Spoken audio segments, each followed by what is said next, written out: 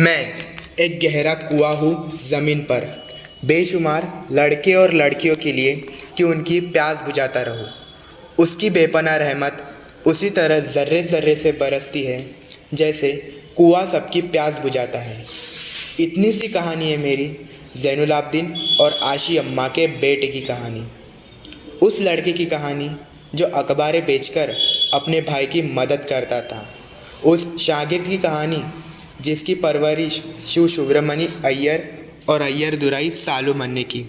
उस विद्यार्थी की कहानी जिसे पंडले मास्टर ने तालीम दी। एमजी के मैनन और प्रोफेसर साराभाई ने इंजीनियर की पहचान दी। जो नाकामियों और मुश्किलों में पलकर साइंटिस्ट बना।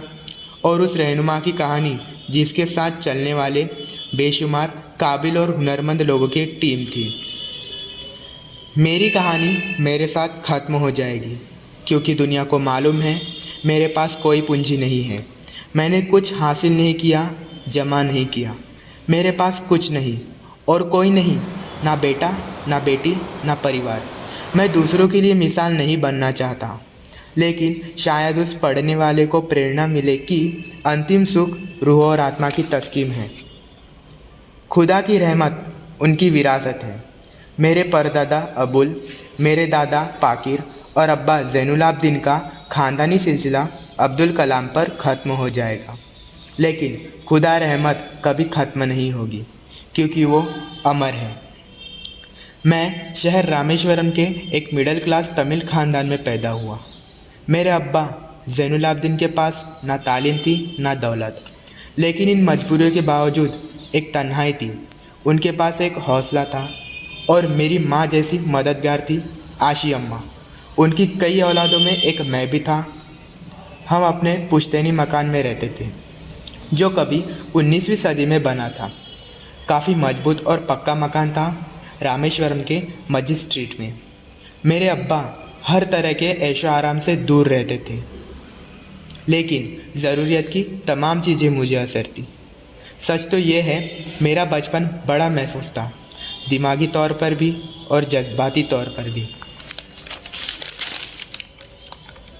रामेश्वरम का मशहूर शिव मंदिर हमारे घर से सिर्फ 10 मिनट की दूरी पर था।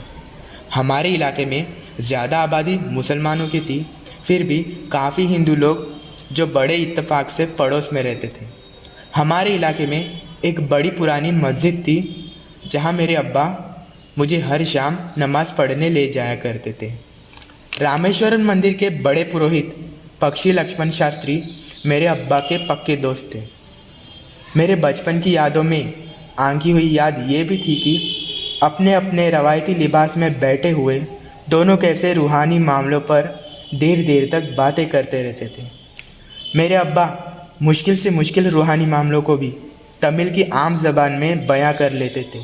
एक बार मुझसे कहा था, जब आफत आए तो आफत की वजह समझने की कोशिश करो, मुश्किलें हमेशा खुद को परखने का मौका देती है।